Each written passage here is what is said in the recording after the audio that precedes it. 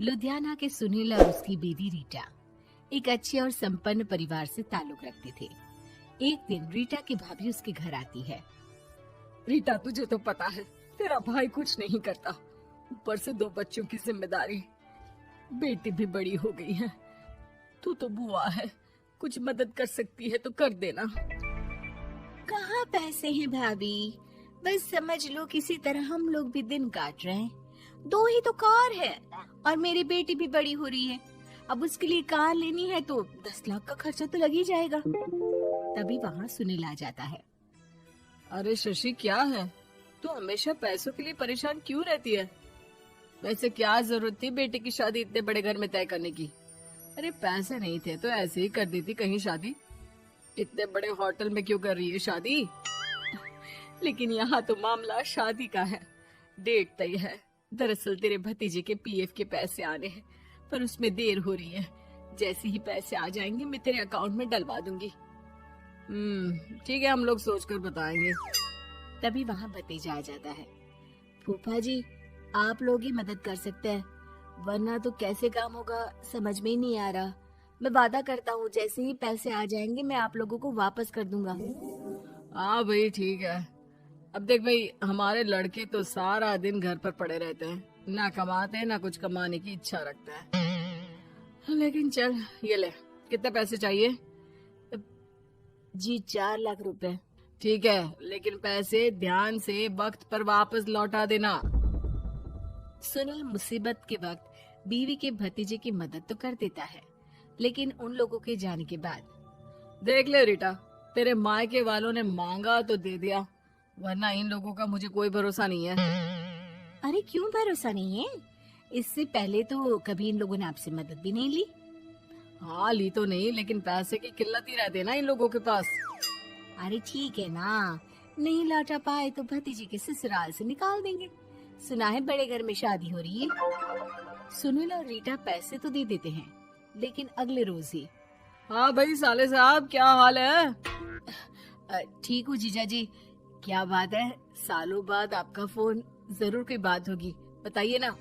अरे वो तेरी बड़ी भाभी आई थी, बेटी की शादी कर रही है ना, तो पैसे लेने के लिए मैंने दे दिए 4 लाख।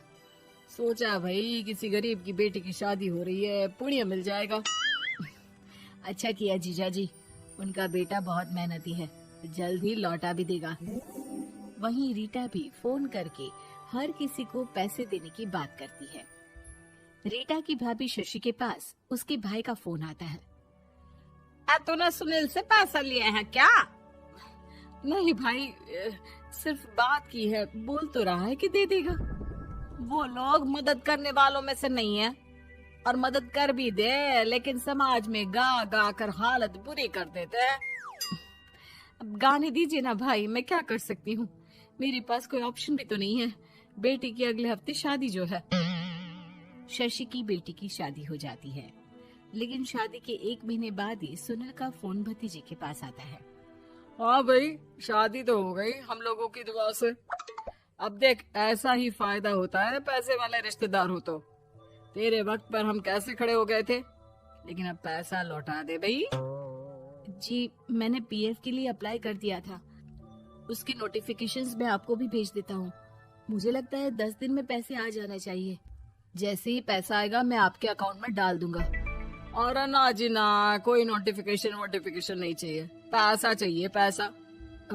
ठीक है अंकल, बस 10 दिन का समय दे दीजिए। अभी हफ्ता भी पूरा नहीं होता कि भतीजी के पास उसके गांव के दूर के चाचा का फोन आता है। अरे बेटा, क्या बात है, सुनील के कोई पैसे ले रखे हैं तो दे क्यों नहीं देता?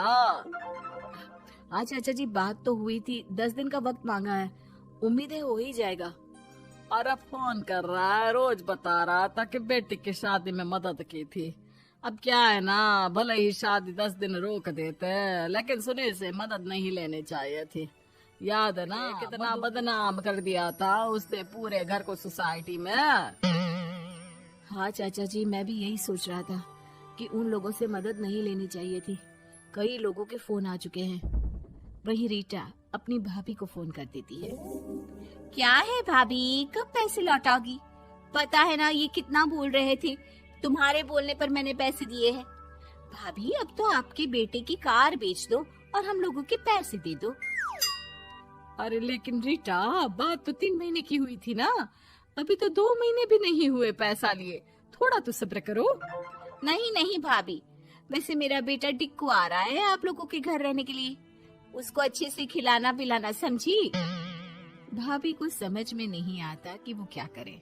वो बेटे से बात करती है।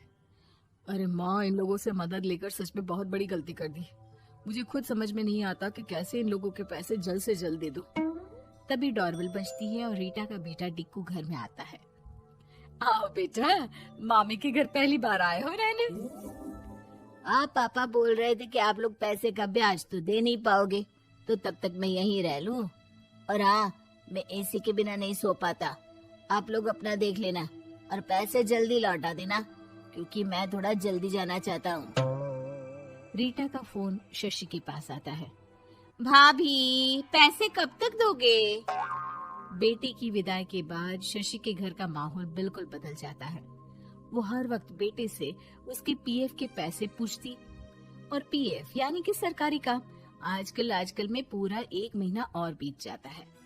भाभी, मैं और ये अमेरिका जा रहे हैं, घूमने के लिए पैसों की बहुत जरूरत है। रीटा, मैं पूरी कोशिश कर रही हूँ कि जल्द से जल्द पैसे का इंतजाम कर दूं, लेकिन पक्का नहीं बोल सकती।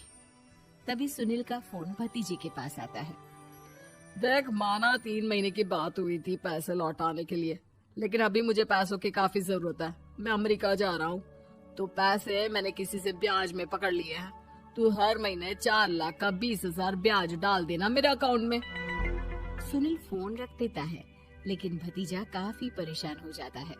वो ऑफिस से शाम को घर आता है कि माँ पूछती है, क्या हुआ बेटा?